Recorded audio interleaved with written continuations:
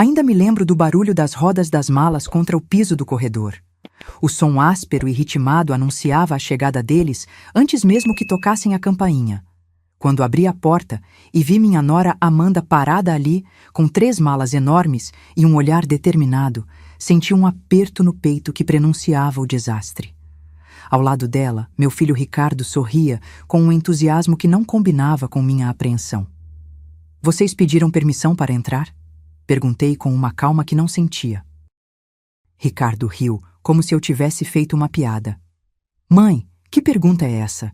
Esta casa também é nossa agora.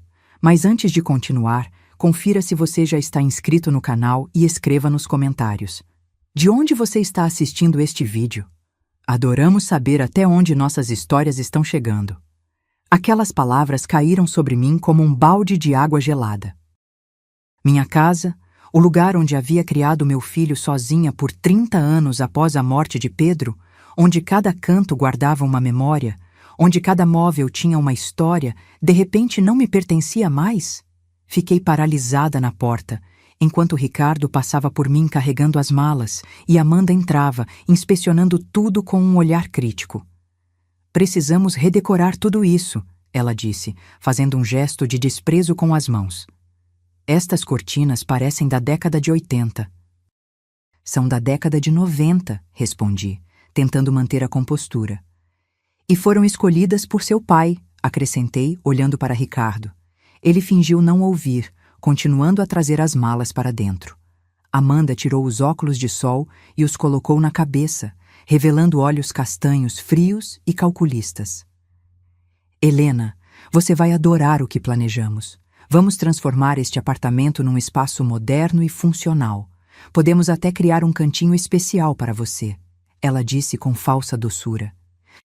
"Um cantinho especial? Na minha própria casa?", pensei, mas apenas assenti com a cabeça, incapaz de processar o que estava acontecendo. Precisava entender como havíamos chegado àquela situação. Naquela noite, não consegui dormir. Meus pensamentos estavam em turbilhão. No quarto ao lado, podia ouvir Amanda e Ricardo conversando em voz baixa, rindo ocasionalmente. Levantei-me e fui até a estante da sala, onde guardava documentos importantes. Entre eles, a escritura do apartamento que havia comprado com Pedro, fruto de anos de economia e trabalho duro. Para meu horror, não consegui encontrar o documento. Vasculhei todas as pastas, gavetas e envelopes. Nada. A escritura havia sumido. Foi naquele momento que senti um frio na espinha. Ricardo havia me pedido para assinar alguns papéis meses atrás, alegando serem para o seguro da casa. Eu havia confiado nele cegamente, como sempre. Na manhã seguinte, encontrei Amanda tomando café na cozinha. Ela usava um hobby de seda que parecia muito caro e mexia no celular sem se dar ao trabalho de me cumprimentar. "Amanda", comecei, tentando ser diplomática, "não consigo encontrar a escritura do apartamento. Você sabe algo sobre isso?"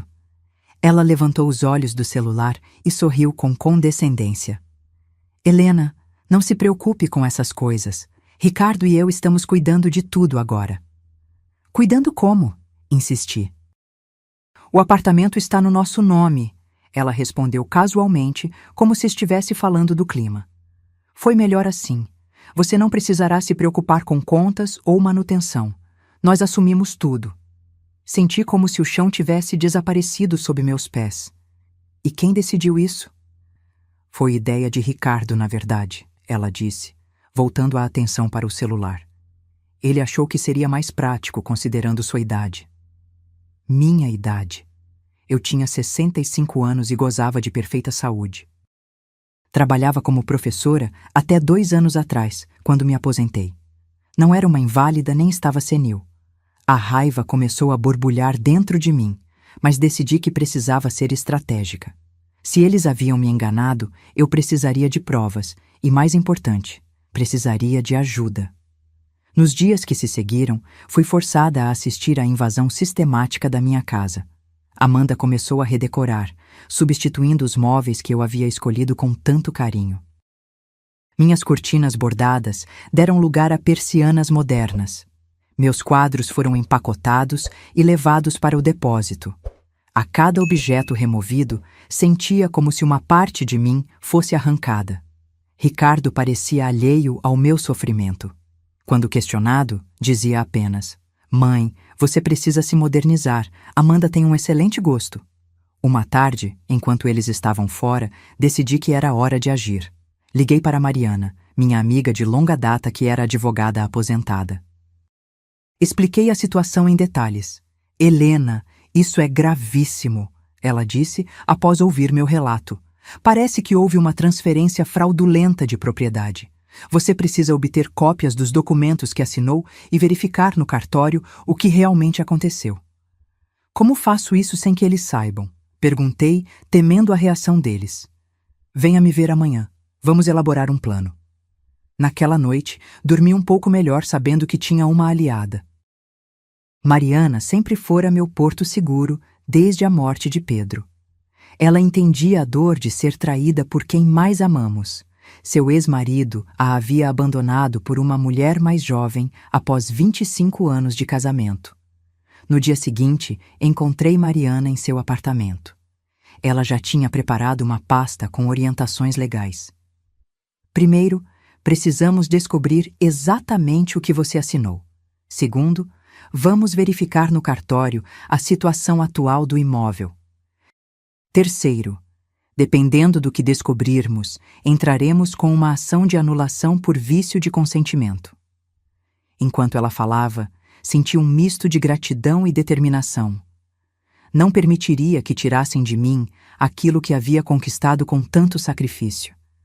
"Mas, Mariana, e se descobrirmos que realmente transferi a propriedade? E se os documentos estiverem legais?" Ela segurou minhas mãos com firmeza. "Helena, mesmo que os documentos estejam formalmente corretos, se você foi induzida ao erro ou não foi devidamente informada sobre o que estava assinando, há base legal para contestar. Além disso," ela sorriu com determinação, "Pedro era um homem precavido. Vocês não tinham algum tipo de testamento ou acordo sobre a casa?" De repente, lembrei-me de algo que havia esquecido completamente. Anos atrás, quando Pedro ainda estava vivo, havíamos visitado um advogado que era amigo dele. Na ocasião, Pedro insistira em registrar um documento que protegia a casa de qualquer transferência futura sem o meu consentimento explícito e informado. "Mariana, você acabou de me lembrar de algo importante", exclamei.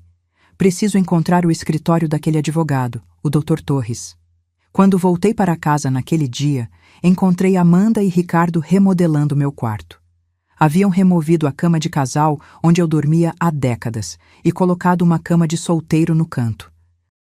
"O que vocês estão fazendo?" perguntei horrorizada. "Estamos transformando este quarto em um escritório para Ricardo", explicou Amanda. "Você ficará no quarto de hóspedes. É menor, mas mais aconchegante para uma pessoa só."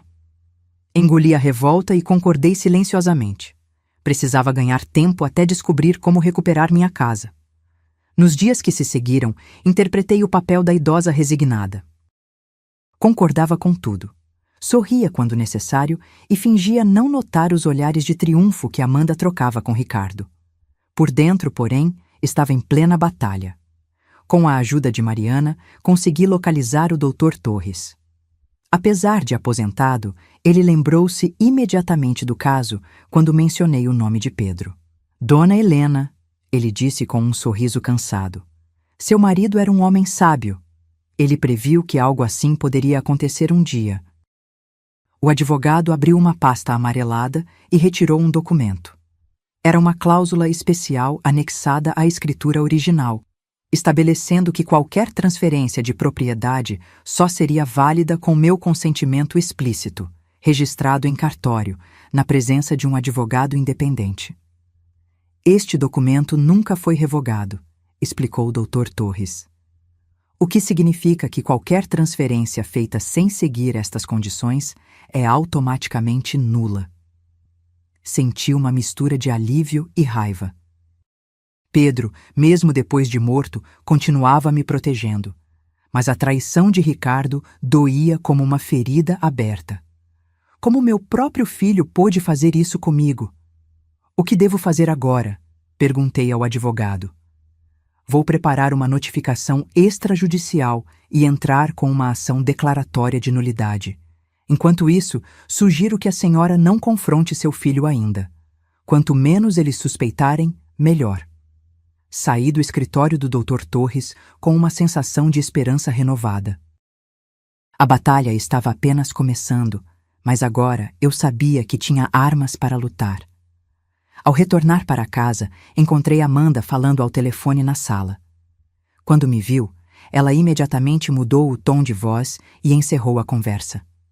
"Onde esteve, Helena?" perguntou com falsa preocupação. "Fui ver uma amiga", respondi vagamente. "Deveria ter avisado." Ricardo ficou preocupado. "Não sabia que precisava pedir permissão para sair da minha própria casa", respondi, permitindo que um pouco da minha raiva transparecesse. Amanda estreitou os olhos. "Esta casa é nossa agora, Helena. Quanto mais cedo você aceitar isso, melhor para todos." Não respondi. Apenas sorri e fui para o quarto de hóspedes, meu novo cantinho. Lá, sentada na pequena cama de solteiro, olhei pela janela para o pôr do sol. As cores intensas no céu pareciam refletir a tempestade que se formava em meu coração. "Pedro", sussurrei para o retrato que ainda mantinha comigo. "Não vou deixar que eles levem o que construímos juntos. Prometo." Naquela noite, adormeci com uma certeza. A guerra havia começado, e eu lutaria com todas as minhas forças para recuperar o que era meu por direito. Os dias que se seguiram foram um exercício de paciência e estratégia. Cada vez que voltava para casa, encontrava mais uma parte da minha vida sendo apagada.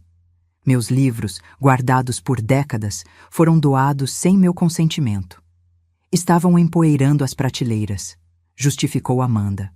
Minhas plantas, companheiras silenciosas que cuidei com tanto carinho, foram substituídas por arranjos artificiais.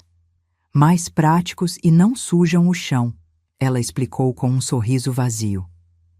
O mais doloroso foi quando descobri que haviam descartado a poltrona de Pedro. Era um móvel antigo, com o estofado gasto pelo tempo, mas que guardava o formato do corpo dele, o cheiro de sua colônia. Às vezes, nas noites solitárias, eu me sentava nela e fechava os olhos, imaginando que ele ainda estava ali, ao meu lado. Quando percebi que a poltrona havia sumido, senti como se tivesse perdido Pedro pela segunda vez. "Onde está a poltrona?" perguntei, tentando controlar o tremor na voz. "Ah, aquela coisa velha?" Amanda respondeu distraidamente enquanto mexia no celular. "Doamos para a caridade. Estava ocupando espaço e não combinava com a nova decoração." Engoli as lágrimas e o protesto. "Entendo." Foi tudo o que consegui dizer antes de me retirar para o quarto de hóspedes. Lá dentro, sentei-me na cama e permiti que as lágrimas finalmente caíssem. Não chorava apenas pela poltrona, mas por tudo o que estava acontecendo. Como meu filho pôde permitir isso? Como pôde deixar que Amanda apagasse assim a memória de seu pai? Naquele momento, ouvi vozes vindas da sala. Ricardo e Amanda discutiam em tom baixo, mas acalorado. Aproximei-me da porta para ouvir melhor. Mais rápido. "O comprador está impaciente", dizia Amanda. "Não podemos simplesmente expulsá-la", respondeu Ricardo. "É minha mãe, pelo amor de Deus." "Seu pai deixou o apartamento para você, não para ela. Ela está vivendo aqui por nossa bondade. Pense no dinheiro, Ricardo. Poderíamos comprar aquela casa na praia que tanto queremos." "Eu sei, mas nada." "Ela estará melhor numa casa de repouso. Já falei com o gerente do Jardim Dourado. É um lugar ótimo para pessoas da idade dela." Meu coração parou. Eles planejavam me internar numa casa de repouso para vender o apartamento. A traição era ainda maior do que eu imaginava. No dia seguinte, fui direto ao escritório do Dr. Torres com a novidade. Ele ouviu atentamente meu relato, fazendo anotações. "Isso é ainda mais grave", ele comentou, ajustando os óculos. "Configura não apenas fraude, mas possivelmente crime contra o idoso. Precisamos agir mais rapidamente." "O que sugerem?" perguntei. "Tenho uma ideia." Ele sorriu. um sorriso que me lembrou Pedro nos momentos em que ele tramava algo. Vamos usar a ganância deles contra eles mesmos. O plano era simples e arriscado. Eu fingiria concordar em assinar novos documentos para a venda do apartamento. Documentos que, na verdade, seriam preparados pelo doutor Torres para reverter a situação e restaurar meus direitos de propriedade. Mas eles não desconfiarão se eu de repente concordar com tudo? Questionei. É aí que entra a sua habilidade como atriz, dona Helena. Ele respondeu com um brilho nos olhos. A senhora terá que convencê-los de que está resignada, talvez até um pouco senil. Nos dias seguintes, comecei a implementar o plano. Passei a agir de forma mais confusa, esquecendo coisas pequenas deliberadamente, mostrando-me mais frágil e dependente. Para minha surpresa, Amanda e Ricardo aceitaram prontamente essa nova versão de mim. Era como se quisessem acreditar que eu estava envelhecendo rapidamente, tornando a ideia da casa de repouso mais justificável. Uma noite, durante o jantar, decidi dar o próximo passo. Estive pensando, comecei com voz hesitante. Talvez vocês estejam certos. Esta casa é muito grande para mim agora. Amanda quase se engasgou com o vinho. Ricardo olhou para mim com surpresa. O que você quer dizer, mãe? Ele perguntou. Talvez seja a hora de eu considerar alternativas, um lugar menor, mais adequado para alguém da minha idade. Os olhos de Amanda brilharam de triunfo. Ela trocou um olhar rápido com Ricardo antes de responder. Helena, que bom que você está sendo sensata. Na verdade, Ricardo e eu estávamos justamente discutindo isso. Conhecemos um lugar maravilhoso, o Jardim Dourado. É uma comunidade para pessoas maduras, com atividades e cuidados médicos. Parece interessante, respondi, esforçando-me para parecer genuinamente intrigada. Quando posso conhecer? Podemos ir amanhã mesmo, Amanda exclamou, mal contendo a excitação. E depois podemos cuidar da papelada para, você sabe, organizar tudo. Claro, concordei, baixando os olhos como se estivesse aceitando meu destino. Confio em vocês para cuidar dos detalhes. Aquela noite, não consegui dormir. A ideia de estar jogando um jogo tão perigoso me causava ansiedade. Mas a alternativa, perder minha casa e ser internada contra minha vontade, era inaceitável. Pedro sempre dizia que eu era mais forte do que parecia. Agora era a hora de provar isso. No dia seguinte, visitamos o Jardim Dourado. O nome era a única coisa agradável no lugar.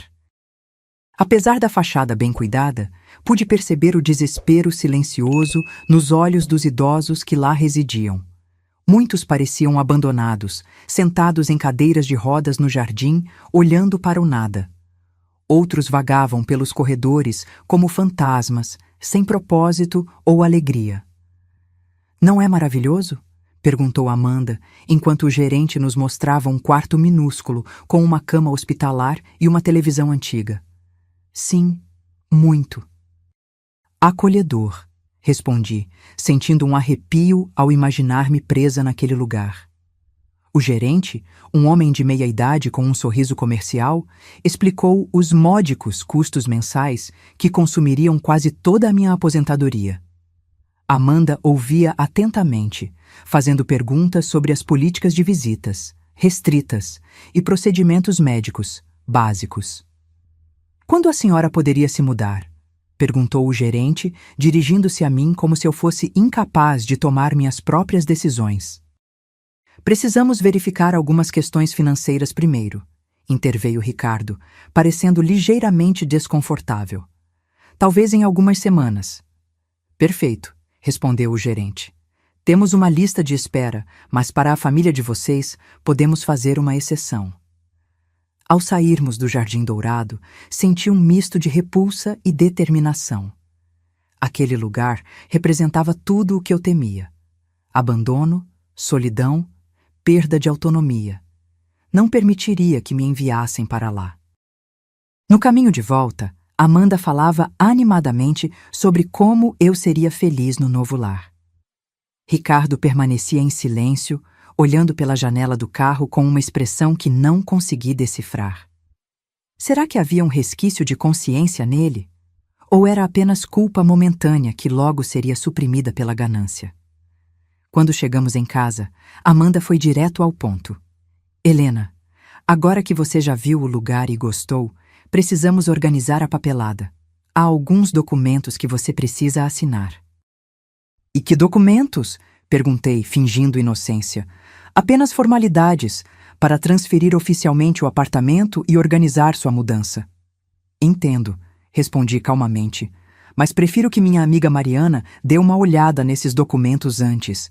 Ela é advogada aposentada e sempre me ajuda com essas coisas. O sorriso de Amanda congelou. Não há necessidade disso. Ricardo e eu já verificamos tudo. Mesmo assim, me sentiria mais segura. Podemos marcar para amanhã? Mariana pode vir aqui. Antes que Amanda pudesse protestar, Ricardo interveio.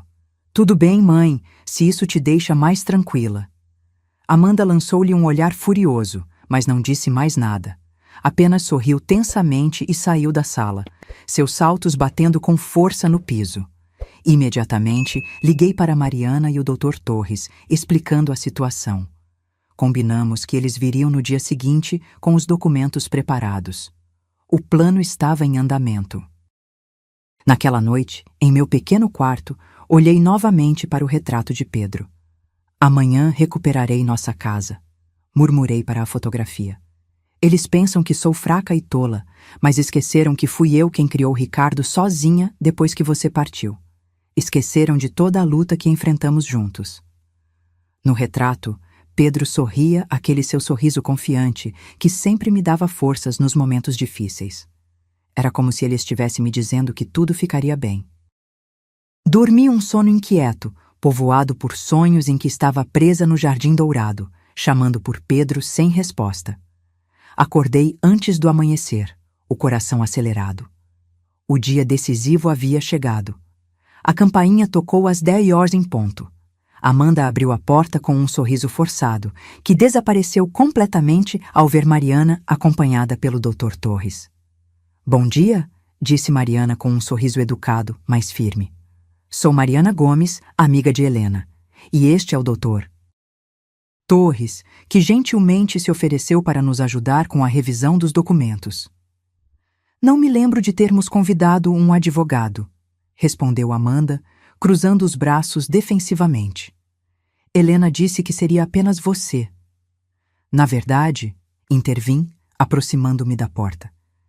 Eu disse que Mariana me ajudaria a revisar os documentos, e como ela é uma profissional séria, trouxe alguém com experiência na área. Ricardo apareceu no corredor, atraído pela conversa tensa. O que está acontecendo? Seu filho, presumo? Perguntou o Dr. Torres, estendendo a mão. Prazer em conhecê-lo. Sou um velho amigo de seu pai, Pedro. Vi Ricardo empalidecer ligeiramente. A menção do pai pareceu desestabilizá-lo. Vocês se conheciam? Ele perguntou com voz hesitante. Sim, trabalhamos juntos por anos. De fato, fui eu quem cuidou de toda a documentação legal referente a este apartamento. Amanda lançou um olhar alarmado para Ricardo. Bem, isso é interessante. Mas não creio que seja necessária toda essa formalidade. Estamos apenas organizando a mudança de Helena para um lugar mais adequado. Exatamente por isso estamos aqui, respondeu Mariana com falsa doçura. Para garantir que tudo seja feito corretamente e seguindo a vontade de Helena. Relutantemente, Amanda e Ricardo nos conduziram à sala. A tensão era palpável. Amanda sentou-se ereta no sofá, como um gato pronto para atacar. Ricardo parecia nervoso, passando a mão pelos cabelos repetidamente. Então, começou o Dr. Torres, abrindo sua pasta. Entendo que vocês têm alguns documentos para a dona Helena assinar. Amanda retirou um envelope de sua bolsa. São apenas formalidades para a transferência definitiva do apartamento e a autorização para a mudança para o Jardim Dourado. Dr. Torres pegou os documentos e os examinou cuidadosamente, suas sobrancelhas se erguendo à medida que lia. Interessante, murmurou. Muito interessante. Algum problema? Perguntou Ricardo, a ansiedade clara em sua voz. Vários, na verdade, respondeu o advogado, levantando os olhos dos papéis. Este documento não é apenas uma autorização para a mudança. É uma renúncia completa de direitos sobre o imóvel e uma transferência irrevogável de todos os bens de Dona Helena para vocês dois. E qual é o problema? Rebateu Amanda. Helena já concordou com isso. É mesmo? Perguntou Mariana, voltando-se para mim. Senti todos os olhares sobre mim. Era o momento de verdade, o momento de recuperar não apenas minha casa, mas minha dignidade. Não, respondi com firmeza. Nunca concordei em renunciar a todos os meus direitos. Nunca concordei em transferir meus bens. E certamente nunca concordei em ser enviada para uma casa de repouso. Amanda levantou-se abruptamente. O que é isso? Uma armadilha? Você disse que estava de acordo. Assim como você disse que estava apenas redecorando a casa, não se apoderando dela, respondi, permitindo que toda a minha raiva contida finalmente viesse à tona. Assim como Ricardo me disse que os papéis que assinei meses atrás eram para o seguro, não para transferir a propriedade para vocês. Ricardo afundou no sofá, o rosto nas mãos. Mãe, você não entende. Precisávamos do dinheiro. Para quê? Perguntei. Para comprar uma casa na praia? Para que Amanda pudesse ter mais bolsas de grife? Como você? Começou Amanda, mas interrompeu-se, percebendo que eu havia ouvido suas conversas. Senhores, interveio o Dr. Torres, acho que é hora de esclarecer alguns pontos legais. Primeiramente, qualquer documento que Dona Helena tenha assinado sob falsos pretextos é legalmente nulo. Segundo, mesmo que a transferência inicial tenha sido registrada, ela viola a cláusula especial que o Sr. Pedro e Dona Helena incluíram na escritura original. Ele retirou outro documento de sua pasta. Esta cláusula estabelece claramente que qualquer transferência de propriedade só é válida com o consentimento explícito de Dona Helena, registrado em cartório, na presença de um advogado independente, condições que, evidentemente, não foram cumpridas. Amanda empalideceu. Isso não pode ser verdade. Verificamos tudo. O apartamento está no nome de Ricardo. E estará de volta ao nome de Dona Helena até o final desta semana, respondeu o Dr. Torres com um sorriso confiante. A propósito, já demos entrada no pedido de anulação da transferência fraudulenta. O juiz foi bastante receptivo, especialmente quando mencionamos a tentativa de internar Dona Helena contra sua vontade. Ricardo levantou a cabeça, os olhos vermelhos. Nunca quis forçá-la, mãe. Foi tudo ideia de Amanda. Seu covarde! Explodiu Amanda, virando-se para ele. Agora vai me culpar? Foi você quem falsificou a assinatura dela nos documentos iniciais? Olhei para meu filho, um misto de dor e decepção me consumindo. Você falsificou minha assinatura, Ricardo? Ele baixou os olhos, incapaz de me encarar. Eu achei que seria melhor assim. Amanda disse que você nunca concordaria e precisávamos do dinheiro urgentemente. Para quê? Insisti. Diga-me a verdade. Dívidas. Ele confessou em voz baixa. Apostas. Investi mal e perdi tudo. Amanda disse que a única solução era vender o apartamento. Senti como se tivesse levado um soco. Meu filho, o menino que eu havia criado com tanto amor e sacrifício, havia se tornado um homem capaz de roubar a própria mãe para cobrir dívidas de jogo. Isso não importa mais, interrompeu Amanda, recuperando a compostura. O apartamento já está no nome de Ricardo. Já temos um comprador. Vocês não podem simplesmente anular tudo. Na verdade, podemos e já estamos fazendo isso, respondeu Mariana. Além disso, se insistirem nesse caminho, teremos que incluir acusações criminais por fraude e crime contra idoso. Vocês querem mesmo enfrentar isso? O silêncio que se seguiu foi ensurdecedor. Amanda olhava para todos com ódio nos olhos. Ricardo parecia derrotado. E agora? Perguntou ele finalmente. Agora, respondi, recuperando minha voz. Vocês têm duas opções. Podem assinar estes novos documentos, preparados pelo Dr. Torres, restaurando minha propriedade e reconhecendo a fraude, ou podemos resolver isso na justiça, com todas as consequências que isso trará. Dr. Torres colocou uma pasta sobre a mesa. Os documentos estão aqui. Basta assinarem e tudo será resolvido sem maiores complicações legais. Amanda pegou sua bolsa e levantou-se.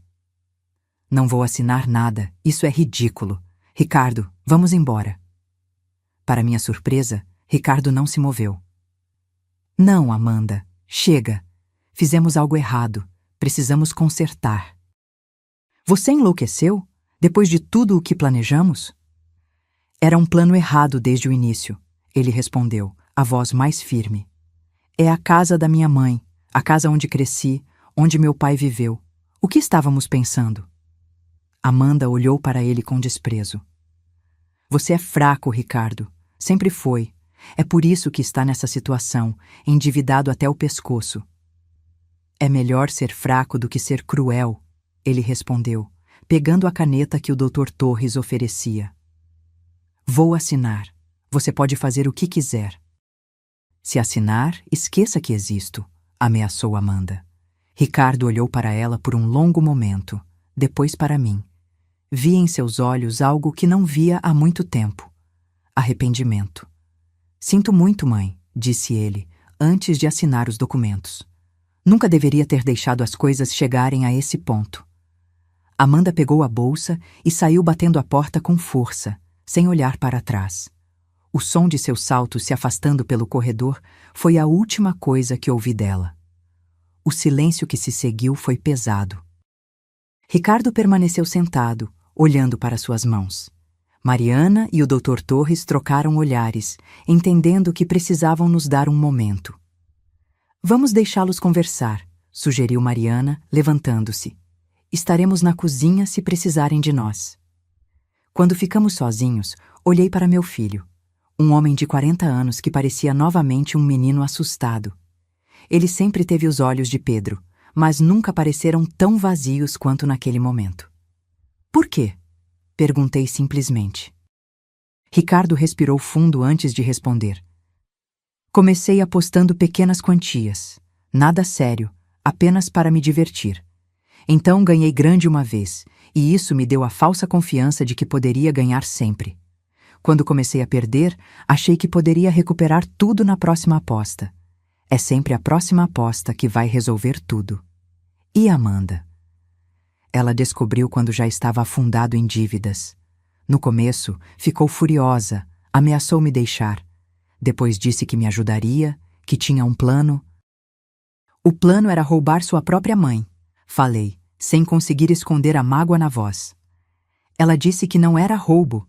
Ele justificou fracamente. Disse que você já era idosa, que o apartamento seria meu de qualquer maneira quando... Você sabe. Quando eu morresse, completei a frase que ele não teve coragem de dizer. E você acreditou nela. Eu estava desesperado, mãe. Os credores estavam ameaçando, falando em quebrar minhas pernas. Amanda disse que tínhamos que agir rápido. Levantei-me e caminhei até a janela, olhando para a rua lá embaixo. As pessoas passavam, alheias ao drama que se desenrolava em meu apartamento. Como seria fácil se pudéssemos ver as tempestades internas dos outros. Você tem noção do que isso significou para mim? Perguntei, ainda de costas para ele. Ver minha casa sendo invadida, minhas lembranças descartadas como lixo? A poltrona do seu pai, Ricardo. Vocês jogaram fora a poltrona do seu pai. Eu não sabia, ele murmurou. Amanda fez isso enquanto eu estava no trabalho. Virei-me para encará-lo. Isso não é desculpa. Você permitiu que tudo isso acontecesse. Ficou parado enquanto ela planejava me enviar para aquele lugar horrível. Eu nunca concordei com a casa de repouso, ele protestou. Disse a ela que encontraríamos outro lugar para você, um apartamento menor talvez. Ainda assim, você estava disposto a me tirar da minha casa, da casa que construí com seu pai, para pagar suas dívidas de jogo. Ricardo baixou a cabeça, incapaz de me encarar. Não tenho desculpas, mãe. O que fiz foi imperdoável. Voltei a sentar-me, desta vez mais perto dele. A raiva ainda estava lá, queimando dentro de mim, mas havia também outro sentimento: pena. Pena pelo homem perdido que meu filho havia se tornado. Quanto você deve? Perguntei. Ele mencionou uma quantia que me fez engasgar. Era quase todo o valor do apartamento. E como planejava pagar isso depois que gastasse o dinheiro da venda? Não sei, ele confessou. Acho que não pensei tão longe. Ou talvez tenha acreditado nas promessas de Amanda de que tudo se resolveria magicamente. Chamei Mariana e o Dr. Torres de volta à sala. Ambos pareciam preocupados. Está tudo bem? Perguntou Mariana. Não, respondi honestamente. Mas talvez possa ficar. Dr. Torres, tenho uma pergunta. Se eu quisesse ajudar meu filho com suas dívidas, mas sem perder minha casa, quais seriam minhas opções? O advogado ajustou os óculos pensativo. Bem, a senhora poderia considerar um empréstimo com o apartamento como garantia, ou talvez uma hipoteca reversa, embora eu não recomende essa opção. Ou, insisti quando ele hesitou. Ou a senhora poderia vender a propriedade que o senhor Pedro deixou no interior, aquele terreno próximo à represa. Fiquei surpresa. Havia me esquecido completamente daquele terreno. Pedro o comprara anos atrás, sonhando em construir uma casa de campo para nossa aposentadoria.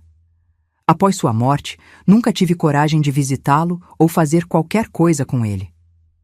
Esse terreno vale alguma coisa? Perguntei. Considerando a valorização da região nos últimos anos, diria que sim. Não tanto quanto este apartamento, mas o suficiente para resolver o problema do seu filho, se esse for seu desejo. Ricardo olhava para mim, atônito. Que terreno é esse? Papai nunca me falou sobre isso.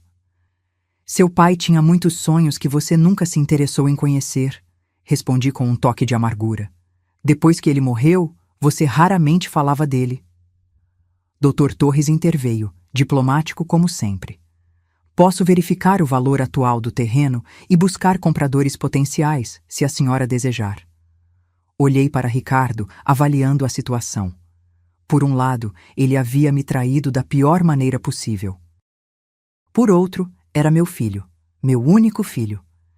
Pedro sempre dizia que a família era a coisa mais importante, mesmo quando cometiam erros. Faça isso, respondi finalmente. Mas com uma condição. Qual? Perguntou Ricardo, um brilho de esperança nos olhos. Você vai procurar ajuda, tratamento para o vício em jogos e vai trabalhar para mim, organizando a bagunça que você e Amanda fizeram nesta casa. Cada livro, cada quadro, cada objeto que vocês removeram deverá ser recuperado ou substituído. E você fará isso sozinho, sem a ajuda dela. Ricardo assentiu vigorosamente. Sim, claro, farei tudo o que você pedir. Não é uma questão de pedir, Ricardo. É uma questão de reparar o dano que você causou. Ele baixou os olhos envergonhado. Entendo. E mais uma coisa, acrescentei. Quero de volta a poltrona do seu pai. Amanda a doou para uma instituição de caridade no centro. Posso tentar recuperá-la. Não tente, faça.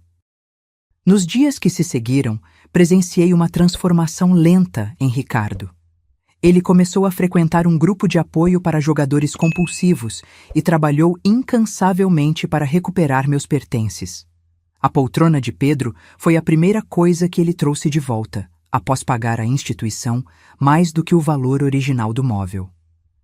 Amanda ligou algumas vezes, alternando entre ameaças e súplicas para que Ricardo voltasse. Quando percebeu que ele não cederia, enviou um advogado para discutir a divisão de bens. Ricardo, para minha surpresa, não contestou nenhuma das exigências dela. Entregou o carro, metade das economias, o que restava delas, e até mesmo o apartamento que haviam comprado juntos antes de se mudarem para minha casa. Por que está desistindo de tudo? Perguntei quando o vi assinando os papéis do divórcio. Porque nada disso importa. Ele respondeu com uma serenidade que me lembrou Pedro. Percebi que estava vivendo uma vida que não era minha, perseguindo coisas que não me faziam feliz. Acho que precisava perder tudo para entender o que realmente importa. O terreno foi vendido por um valor surpreendentemente alto, suficiente para quitar todas as dívidas de Ricardo e ainda sobrar um pouco. Dr. Torres sugeriu que investíssemos esse dinheiro em um fundo para garantir minha segurança financeira no futuro. E quanto a Ricardo? Perguntei. Onde ele vai morar? Isso depende da senhora, respondeu o advogado.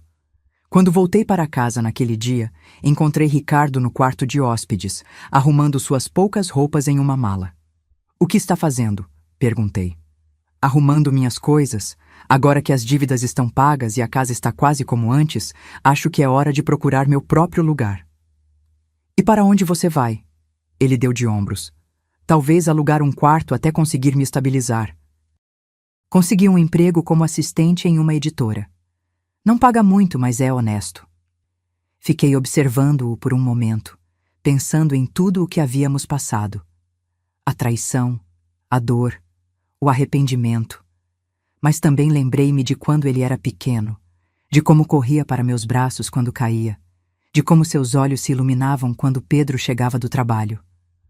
O quarto no final do corredor, eu disse finalmente. Aquele que usávamos como escritório. Você pode ficar lá até se estabelecer melhor. Ele olhou para mim, surpreso. Tem certeza? Tenho algumas condições, respondi firmemente. Você continua no tratamento, contribui com as despesas da casa e aos domingos você cozinha. Um sorriso tímido surgiu em seu rosto. Ainda gosta do meu risoto? É a única coisa que você sabe fazer que presta, respondi, permitindo-me um leve sorriso. Naquela noite, sentei-me na poltrona de Pedro, sentindo o conforto familiar do estofado gasto. A casa estava começando a parecer minha novamente. Os livros voltavam às prateleiras, os quadros às paredes. Ainda faltavam muitas coisas, mas era um começo. Conseguimos, Pedro, sussurrei para o retrato dele na mesa ao lado. Recuperei nossa casa. E pela primeira vez em muito tempo, senti paz. Os meses que se seguiram foram de reconstrução, não apenas da casa, mas também da relação com meu filho. A convivência diária não foi fácil no começo. Havia momentos de silêncio constrangedor, olhares desviados e conversas superficiais. A sombra da traição ainda pairava entre nós. Ricardo dedicou-se integralmente à tarefa de recuperar tudo o que havia sido perdido. Alguns objetos foram impossíveis de resgatar, como o vaso de cristal que Pedro me dera em nosso 10º aniversário de casamento, vendido por Amanda a um antiquário que se recusou a devolvê-lo. Nesses casos, Ricardo comprava algo semelhante, sempre com um bilhete de desculpas. Enquanto isso, a vida seguia seu curso. Voltei a frequentar meu grupo de leitura nas terças-feiras, encontrar minhas amigas para chá nas quintas, e nas tardes de domingo, sentava-me na varanda para assistir ao pôr do sol, uma tradição que Pedro e eu mantínhamos religiosamente. Em uma dessas tardes de domingo, cerca de 4 meses após o confronto, Ricardo juntou-se a mim na varanda. Trouxe 2 xícaras de chá e sentou-se na cadeira ao lado. "Posso te fazer companhia?" perguntou hesitante. "Claro", respondi, aceitando a xícara que ele me oferecia. Ficamos em silêncio por um tempo, observando o céu tingir-se de laranja e rosa, as nuvens como algodão doce flutuando acima dos prédios. "Papai gostava dessa hora do dia, não é?" Ele comentou de repente. Olhei para ele, surpresa por ter mencionado Pedro.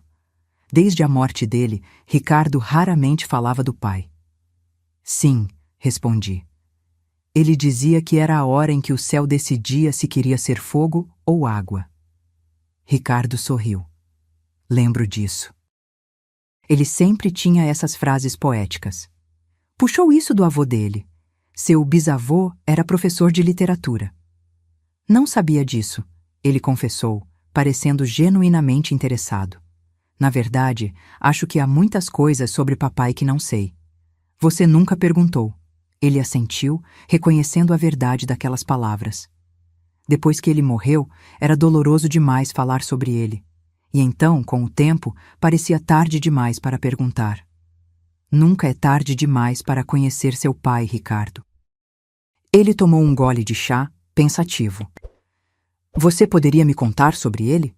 Como ele era quando jovem? Como vocês se conheceram?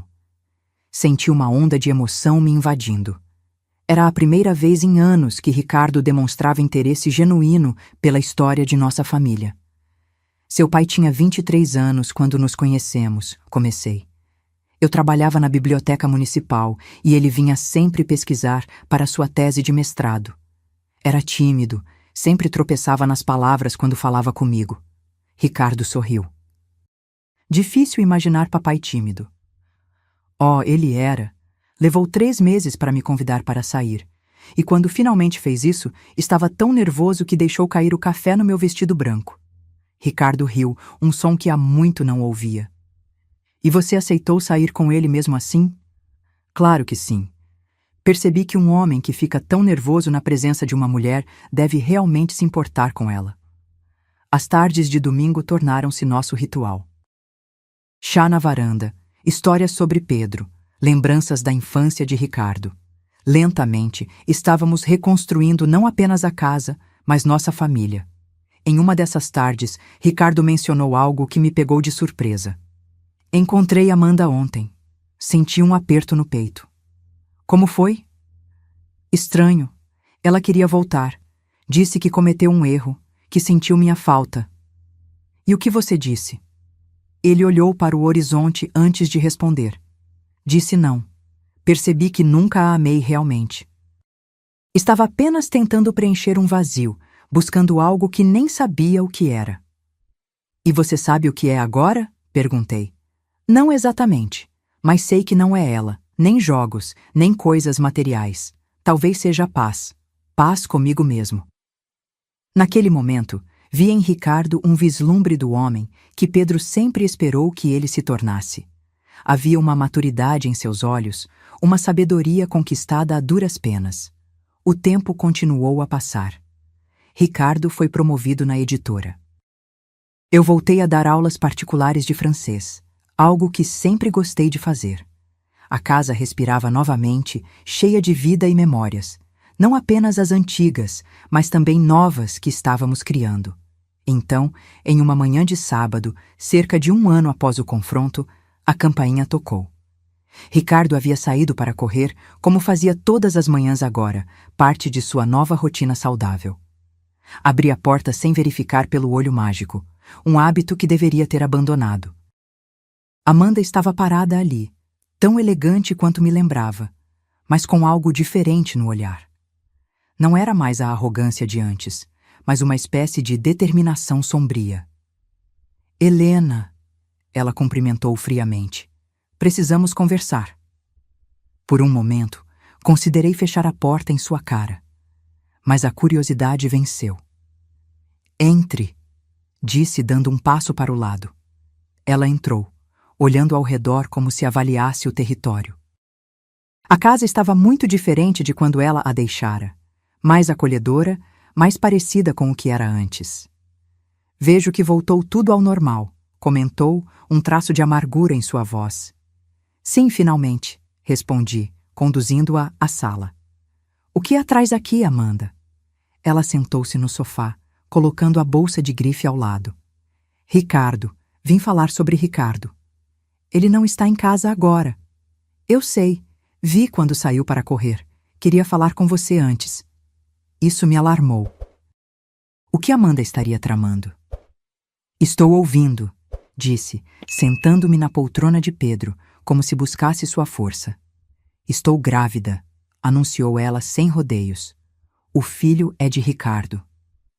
Senti como se o chão tivesse desaparecido sob meus pés. Como isso é possível? Vocês estão separados há quase 1 ano. Ela desviou o olhar. Nos encontramos há alguns meses. Foi apenas uma vez. Eu estava vulnerável. Ele também. Ele não mencionou isso. Falei, mais para mim mesma do que para ela. Claro que não. Ela respondeu com um sorriso amargo. Ele tem vergonha, mas agora precisa assumir a responsabilidade. Algo na maneira como ela falou me fez desconfiar. Amanda sempre havia sido manipuladora e esta situação parecia conveniente demais. Você tem certeza de que o filho é dele? Perguntei diretamente. Seus olhos se estreitaram. Como ousa? Claro que tenho certeza. E o que você espera que aconteça agora? Quero que Ricardo volte para mim. Formamos uma família agora. Respirei fundo, tentando organizar meus pensamentos. Se Amanda realmente estivesse esperando um filho de Ricardo, isso mudaria tudo. Meu neto ou neta merecia uma família, mas confiaria nesta mulher que quase destruíra a minha? Você já falou com Ricardo sobre isso? Perguntei. Ainda não. Queria sua bênção antes. Minha bênção? Repeti incrédula. Depois de tudo o que você fez, vem pedir minha bênção? Amanda ajeitou-se no sofá, adotando uma postura mais humilde. Sei que cometemos erros, Helena. Eu, especialmente. Mas as pessoas mudam, e agora há uma criança inocente envolvida. Antes que pudesse responder, ouvi a porta da frente abrindo. Ricardo voltava de sua corrida, o rosto corado pelo exercício. Ele congelou ao ver Amanda sentada em nossa sala. "O que você está fazendo aqui?" perguntou, o tom de voz uma mistura de surpresa e alarme. Amanda levantou-se, uma mão pousada sobre o ventre ainda plano. "Precisamos conversar, Ricardo, sobre nosso futuro." Vi o rosto de meu filho empalidecer.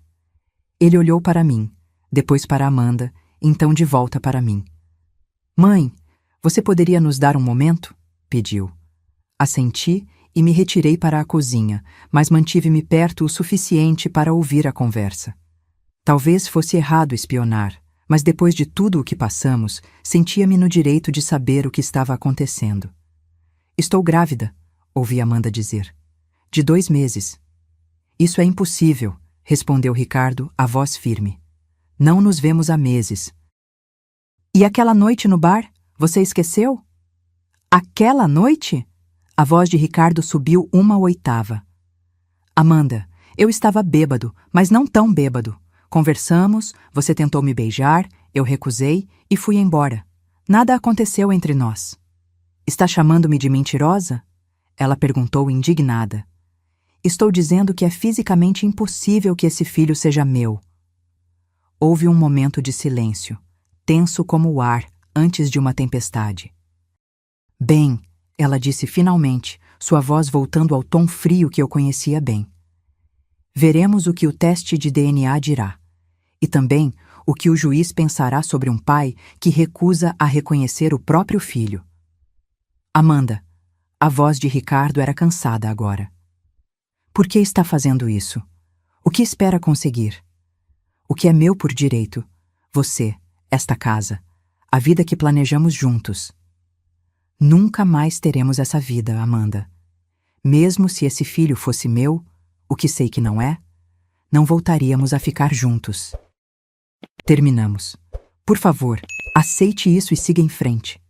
Ouvi o som de passos furiosos. Depois, a porta da sala sendo aberta com violência. "Você vai se arrepender disso, Ricardo!" gritou Amanda. "Vou tirar tudo de você, até o último centavo." A porta da frente bateu com força. Voltei à sala e encontrei Ricardo sentado no sofá, a cabeça nas mãos. "Você ouviu?" ele perguntou sem olhar para mim. "Sim", confessei. "Sinto muito por espiar." "Não sinta. Você tem o direito de saber o que acontece em sua casa." Ele levantou a cabeça, os olhos cansados. "Ela está mentindo, mãe. Não houve nada entre nós." "Eu acredito em você", disse, sentando-me ao seu lado. "Mas se ela realmente estiver grávida?" "Não é meu", ele repetiu com firmeza. "E agora ela vai usar isso para nos atormentar, para tentar voltar a nossas vidas." "O que vamos fazer?" Ricardo endireitou os ombros, uma determinação nova em seu olhar. "Vou ligar para o Dr. Torres. Precisamos nos preparar para o que vier. Se ela quer guerra, estamos prontos desta vez." Nas semanas seguintes, vivemos na expectativa de que Amanda cumprisse suas ameaças. Dr. Torres nos orientou a documentar tudo: ligações, mensagens, qualquer contato com ela.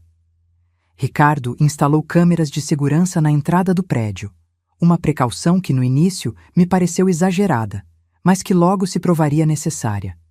Amanda começou a aparecer nos lugares que frequentávamos. No mercado, na praça onde caminhávamos aos domingos, até mesmo no grupo de apoio de Ricardo, sempre exibindo sua suposta gravidez, usando roupas que evidenciavam uma barriga que crescia suspeitosamente rápido. Ela está usando um enchimento, concluiu Ricardo após observá-la de longe no mercado.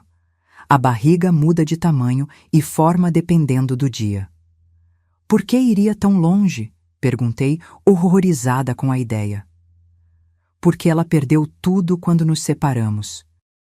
O status, o dinheiro, a vida confortável. Está desesperada para recuperar isso. O assédio continuou por semanas. Amanda enviava mensagens, fazia ligações, chegou a procurar o chefe de Ricardo na editora, alegando que ele se recusava a assumir a paternidade de seu filho. A situação estava afetando o trabalho e a recuperação de Ricardo. Ele voltou a ficar nervoso, a dormir mal, embora jurasse que não havia recaído nos jogos. Então, uma noite, o inevitável aconteceu. Estávamos jantando quando a campainha tocou. Ricardo foi atender e voltou com uma expressão sombria, segurando um envelope. Notificação judicial, explicou. Amanda está me processando por reconhecimento de paternidade e pedindo pensão alimentícia antecipada. Dr. Torres havia nos alertado que isso poderia acontecer, mas ainda assim foi um choque. No dia seguinte, reunimos-nos em seu escritório para discutir a situação. Temos duas opções, explicou o advogado. Podemos esperar o nascimento da criança e então solicitar o teste de DNA, ou podemos pedir um teste pré-natal. Existe algum risco para o bebê com o teste pré-natal? Perguntei, preocupada com a possibilidade de a criança ser realmente de Ricardo. Muito pequeno, quase nulo, garantiu o Dr. Torres. É um procedimento padrão hoje em dia. Não importa, disse Ricardo. Não haverá teste pré-natal porque não há bebê. Tenho certeza de que Amanda está fingindo esta gravidez. Doutor. Torres ajustou os óculos pensativo. É uma acusação séria, precisamos de provas. E como conseguimos isso? Perguntei. Bem, podemos requerer judicialmente que ela se submeta a um exame médico para comprovar a gravidez. Mas isso pode demorar, e se ela realmente estiver inventando tudo, terá tempo de planejar algo. Ricardo inclinou-se para a frente, determinado. Já pensei nisso. Veja, Amanda é vaidosa e tem uma fraqueza. Adora ser o centro das atenções. Se pudéssemos fazer com que ela revelasse a farsa por conta própria... O que está sugerindo? Perguntou o advogado intrigado. Uma armadilha, respondeu Ricardo. Algo que a faça mostrar seu verdadeiro jogo. O plano era arriscado, mas poderia funcionar. A ideia era simples. Criar uma situação em que Amanda se sentisse tão segura que baixasse a guarda. Para isso, Ricardo fingiu querer uma reconciliação. Não sei se consigo fazer isso, confessou ele quando voltamos do escritório do doutor. Torres. Fingir que ainda tenho sentimentos por ela, depois de tudo o que ela fez. Você consegue, assegurei-lhe. Pense nisso como um papel que está interpretando. Não é Ricardo quem vai falar com ela, é um personagem. Ele assentiu, respirando fundo. Tem razão. Posso fazer isso. Tenho que fazer isso. Na manhã seguinte, Ricardo ligou para Amanda, propondo um encontro para conversarem civilizadamente. Ela aceitou imediatamente, mal conseguindo esconder o tom triunfante na voz. Eles marcaram em um café perto da editora onde Ricardo trabalhava. Lembre-se, orientei antes de ele sair. Seja convincente, mas não exagere. Amanda é esperta, vai desconfiar se você parecer entusiasmado demais. Não se preocupe, ele respondeu, ajustando a gravata. Vou seguir o plano à risca. Enquanto Ricardo encontrava-se com Amanda, eu aguardava ansiosamente em casa. Mariana veio me fazer companhia, trazendo chá e biscoitos para acalmar meus nervos. Você acha que isso vai funcionar? Perguntei, segurando a xícara com as mãos trêmulas. Se tem uma coisa que aprendi em décadas de advocacia, respondeu Mariana, é que as pessoas mentem, mas o corpo não. Se Amanda estiver fingindo, em algum momento ela vai se trair. Ricardo voltou no final da tarde, o rosto uma máscara de exaustão. Atirou-se no sofá, afrouxando a gravata. E então? Perguntei ansiosa. Ela mordeu a isca, ele respondeu, um sorriso cansado nos lábios. Fiz exatamente como planejamos. Disse que estava confuso, que a notificação judicial me assustou, mas que, pensando bem, a ideia de ser pai não era tão ruim assim. Falei que talvez devêssemos tentar novamente, pelo bem da criança. E como ela reagiu? No início, desconfiada. Perguntou várias vezes se eu estava falando sério, mas depois começou a se empolgar, falando sobre como seríamos uma família perfeita, como ela sempre soube que eu voltaria. Ela mencionou a gravidez? Sim, muito. Disse que o bebê estava se mexendo, que já tinha 3 meses, que era um menino. Aliás, agora é um menino. Da última vez que falou comigo, ainda não sabia o sexo. 3 meses? Questionei. Mas ela te acusou de ser o pai há apenas algumas semanas. Exatamente. Sua história não bate. E tem mais. Ela sugeriu que voltássemos a morar juntos. Aqui. Senti um arrepio percorrendo minha espinha. Ela quer voltar para esta casa? Sim. Disse que é o lugar perfeito para criarmos o bebê. Que poderíamos terminar a decoração que começamos. E você disse que precisaria conversar com você primeiro, que não queria simplesmente te expulsar da sua própria casa. E como ela reagiu a isso? Ricardo passou a mão pelos cabelos, exasperado. Disse que você entenderia, que agora era sobre o futuro do seu neto. Usou suas próprias palavras contra você, mãe. Disse que você sempre falava sobre como a família era o mais importante. Levantei-me, indignada. A audácia dessa mulher não tem limites. O importante é que ela acreditou, interveio Mariana, sempre pragmática. Agora precisamos avançar para a próxima fase do plano. A segunda fase era mais complexa. Ricardo continuaria a agir como se estivesse considerando a reconciliação, mas agora incluiria um elemento adicional: insistência em acompanhá-la às consultas médicas. Se ela realmente estiver grávida, não terá problema em me levar às consultas, explicou ele a Mariana e ao doutor Torres em nossa reunião seguinte. Mas se estiver mentindo, ela encontrará desculpas, completou o advogado. Mas precisamos de provas concretas, não apenas suspeitas. Foi Mariana quem sugeriu a solução. E se organizássemos um chá de bebê surpresa? Todos olhamos para ela, intrigados. Pense bem, continuou ela. Um evento social, com várias pessoas, focado inteiramente na gravidez. Amanda adora ser o centro das atenções e não resistiria. Se ela estiver mentindo, seria o cenário perfeito para pegá-la desprevenida. Dr. Torres franziu o senho, pensativo. Inteligente, mas arriscado. Como garantiríamos que ela se revelasse? Precisaríamos de alguém de confiança lá. Alguém com experiência em gravidez que pudesse fazer perguntas aparentemente inocentes, mas que exporiam inconsistências, sugeriu Mariana. Minha irmã Luísa é obstetra, lembrei de repente. Ela poderia nos ajudar. Amanda não a conhece, podemos apresentá-la como uma amiga da família. Ricardo assentiu, animando-se com a ideia. E podemos convidar algumas amigas suas, mãe, mulheres que já tiveram filhos e sabem como é uma gravidez real. O plano começou a tomar forma. Ricardo continuaria seu jogo de aproximação com Amanda, enquanto organizaríamos o chá de bebê surpresa. O evento seria na casa de Mariana, para não levantar suspeitas, e convidaríamos um grupo seleto de pessoas, todas informadas da verdadeira intenção do encontro. As semanas seguintes foram um exercício de atuação para Ricardo. Ele encontrava-se regularmente com Amanda, sempre tentando acompanhá-la a consultas médicas, que ela invariavelmente dizia já terem acontecido ou remarcava para datas futuras, comprando pequenos presentes para o bebê e mencionando casualmente que estava pensando em pedir minha ajuda para organizar um chá de bebê. Amanda, como esperávamos, adorou a ideia. Seria perfeito! Exclamou ela ao telefone, alto o suficiente para que eu ouvisse. uma celebração para anunciar nossa volta e a chegada do nosso filho. Mamãe está animada com a ideia de um neto, mentiu Ricardo, lançando-me um olhar de desculpas. Acho que isso nos ajudou a nos aproximar novamente. O grande dia chegou em um domingo ensolarado de primavera.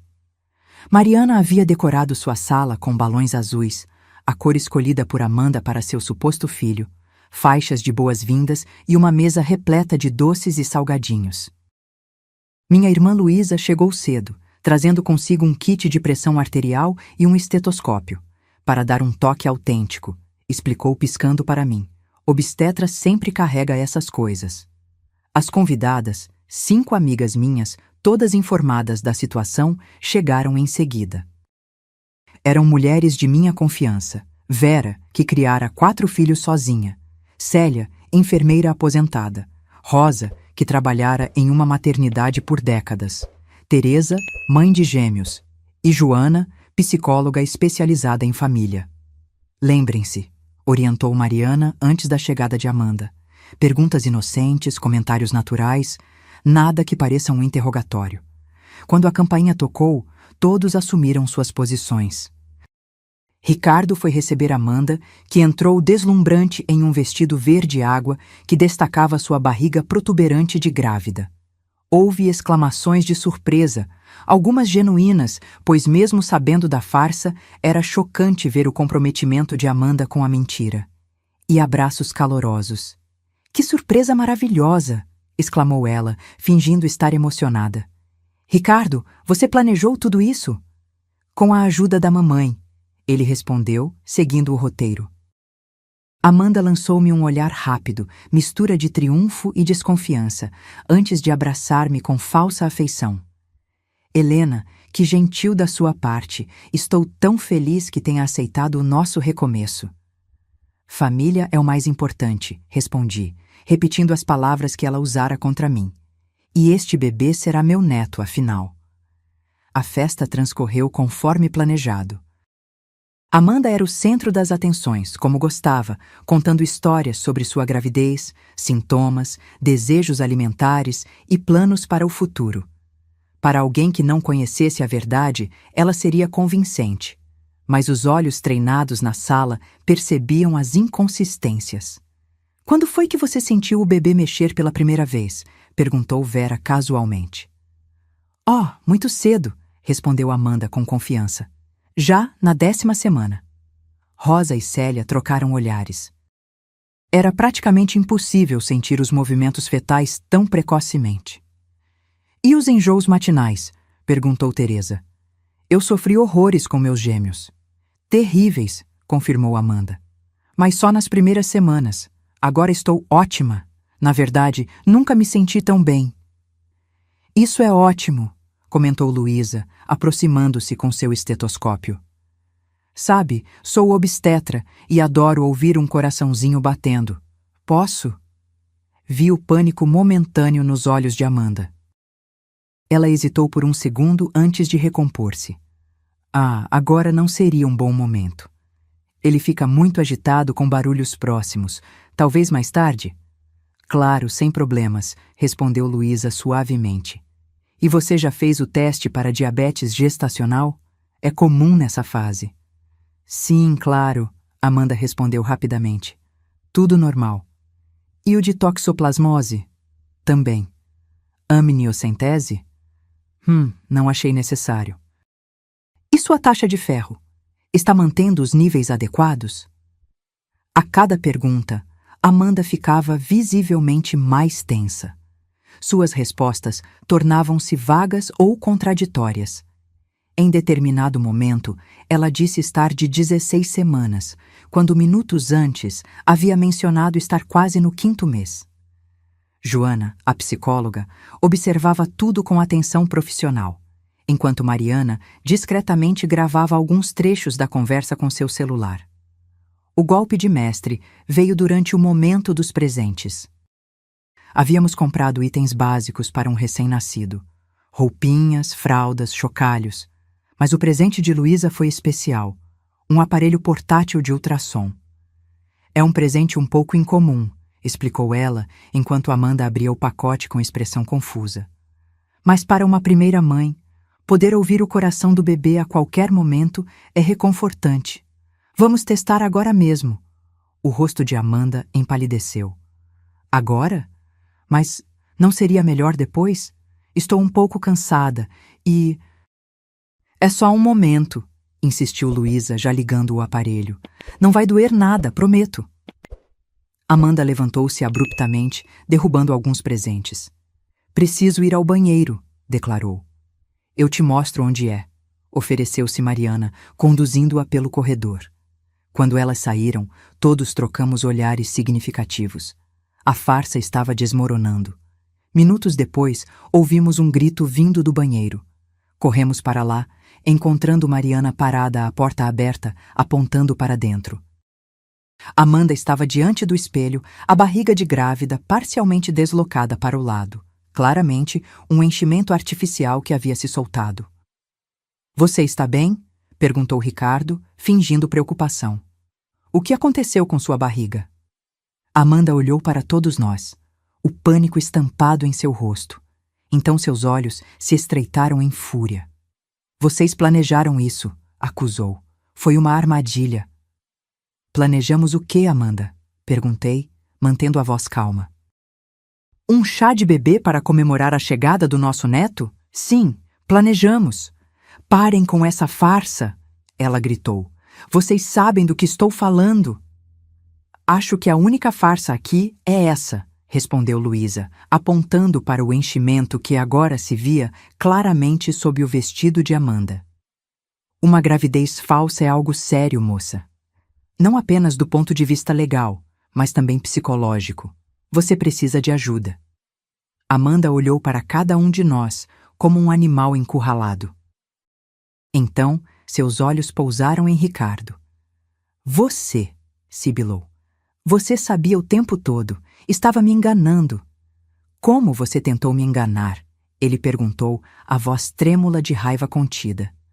Como tentou nos enganar a todos, inventando uma gravidez, processando-me por paternidade, tentando tomar a casa da minha mãe novamente? Vocês não têm provas, ela declarou, tentando recuperar alguma dignidade apesar da situação absurda. Na verdade, temos, interveio Mariana mostrando o celular.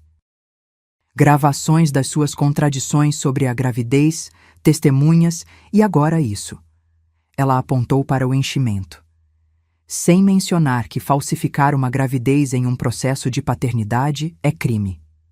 Amanda pegou sua bolsa e empurrou todos para fora do caminho. Vocês vão se arrepender disso, todos vocês. E saiu batendo a porta, deixando para trás um silêncio atordoado. Bem, comentou Vera finalmente, isso foi certamente o chá de bebê mais interessante da minha vida. Todos rimos aliviando a tensão. O plano havia funcionado melhor do que esperávamos. Tínhamos provas suficientes para encerrar o processo de paternidade e, se necessário, processar Amanda por falsa acusação. No caminho de volta para casa, Ricardo permaneceu em silêncio, os olhos fixos na estrada. Você está bem? Perguntei. Não sei, ele confessou. Parte de mim está aliviada por termos exposto a mentira dela, mas outra parte está magoada, completei. É natural, filho. Você amou essa mulher um dia. Ver quem ela realmente é, dói. O que me assusta é pensar que quase entreguei tudo a ela. A casa, seu futuro, minha dignidade. Por que, mãe? Por que não percebi o tipo de pessoa que ela era? Porque você estava procurando algo para preencher o vazio que sentiu depois que seu pai morreu, respondi suavemente. Todos nós fazemos escolhas desesperadas quando estamos sofrendo. Ele assentiu, pensativo. Acho que sim. Mas agora acabou, não é? Podemos seguir em frente. Sim, concordei, apertando sua mão. Agora podemos reconstruir. Naquela noite, sentei-me na poltrona de Pedro, contemplando tudo o que havíamos passado. A traição, a luta para recuperar minha casa, o plano para desmascarar Amanda. Uma parte de mim sentia-se triste por Ricardo, pelo sonho desfeito de uma família. mas outra parte sentia um alívio profundo, como se um peso tivesse sido finalmente removido. Conseguimos, Pedro, sussurrei para o retrato dele. Protegemos nosso lar, nosso filho. Estamos seguros agora. E pela primeira vez em muito tempo, acreditei plenamente nessas palavras. As semanas seguintes trouxeram uma paz que há muito não sentíamos. O processo de paternidade foi rapidamente arquivado quando as provas da falsa gravidez de Amanda foram apresentadas. Dr. Torres sugeriu que processássemos Amanda por falsidade ideológica e danos morais, mas Ricardo decidiu contra. Já houve sofrimento suficiente, ele disse. Quero apenas seguir em frente e esquecer que isso aconteceu. Respeitei sua decisão, embora uma parte de mim quisesse ver Amanda pagar por tudo que nos fez passar. Mas talvez Ricardo estivesse certo. Mais conflitos só prolongariam nossa dor. Amanda desapareceu de nossas vidas tão abruptamente quanto havia entrado. Soubemos, por conhecidos em comum, que ela havia deixado a cidade, possivelmente mudando-se para o exterior. Era como se um pesadelo finalmente tivesse terminado, permitindo que despertássemos para uma nova realidade. Ricardo dedicou-se integralmente ao trabalho na editora. Sua disciplina e criatividade foram reconhecidas, e logo ele foi promovido a editor assistente. Pela primeira vez desde a morte de Pedro, vi meu filho verdadeiramente engajado em algo que o apaixonava.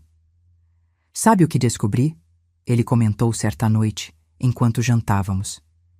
Eu realmente amo literatura. Sempre amei, desde pequeno, quando papai lia para mim antes de dormir. De alguma forma, perdi essa conexão ao longo dos anos. Seu pai ficaria orgulhoso, respondi, sentindo um nó na garganta. Ele sempre dizia que você tinha a sensibilidade de um escritor. Lembra quando eu escrevia aquelas histórias de detetive horríveis e ele fingia que eram obras-primas? Rimos juntos, recordando como Pedro lia solenemente as histórias desajeitadas de Ricardo para toda a família reunida, tratando cada palavra como se fosse literatura de alto nível. Ele acreditava em você, falei. Sempre acreditou. Gostaria que ele pudesse me ver agora, disse Ricardo, a voz baixa. Ele vê, afirmei com convicção. De alguma forma, ele sabe. Nossa rotina transformou-se em algo confortável e seguro. As manhãs começavam com um café compartilhado na varanda. Ricardo saía para trabalhar. Eu dava minhas aulas de francês ou encontrava minhas amigas. À noite, jantávamos juntos e conversávamos sobre nosso dia. Aos domingos, Ricardo mantinha a tradição de cozinhar. Seu risoto havia melhorado consideravelmente. A casa, finalmente, voltou a ser o que era antes. Um lar. Os vestígios da passagem de Amanda foram completamente apagados. Minhas plantas voltaram a enfeitar as janelas, meus livros enchiam as estantes, minhas cortinas favoritas dançavam com a brisa da tarde. 6 meses após o incidente do chá de bebê, recebi um telefonema inesperado. Era Luísa, minha irmã obstetra. Helena, preciso te contar algo, ela disse, a voz séria. É sobre Amanda. Senti um aperto no peito. O que houve? Ela está voltando? Não, nada disso. Mas, bem, ela está grávida, de verdade, desta vez. Como você sabe disso? Ela me procurou no consultório ontem. Não me reconheceu imediatamente. No chá de bebê eu estava com o cabelo diferente. Quando percebeu quem eu era, quis sair correndo, mas convencia a ficar. Ela está realmente grávida, Helena. De 3 meses. 3 meses? Repeti, fazendo as contas mentalmente. Isso significa que... Sim, ela engravidou logo após o fiasco do chá de bebê. Irônico, não é? Fingir uma gravidez e então realmente engravidar. E o pai? Ela não quis dizer. Apenas mencionou que era um homem que realmente a valoriza. Parecia... diferente. Menos arrogante, talvez. Quase vulnerável. Depois de desligar, fiquei pensando na estranha reviravolta do destino. Havia algo de poético naquela situação, como se o universo tivesse um senso de humor peculiar. Contei a Ricardo sobre a gravidez real de Amanda quando ele chegou do trabalho. Ele ouviu em silêncio, o rosto inexpressivo. Fico feliz por ela, disse finalmente para minha surpresa. Espero que seja mais honesta com essa criança do que foi conosco. Você não está curioso sobre quem é o pai? Perguntei. Ele deu de ombros. Não é da minha conta. Esse capítulo da minha vida está encerrado, mãe. Amanda pertence ao passado. Admirei sua maturidade.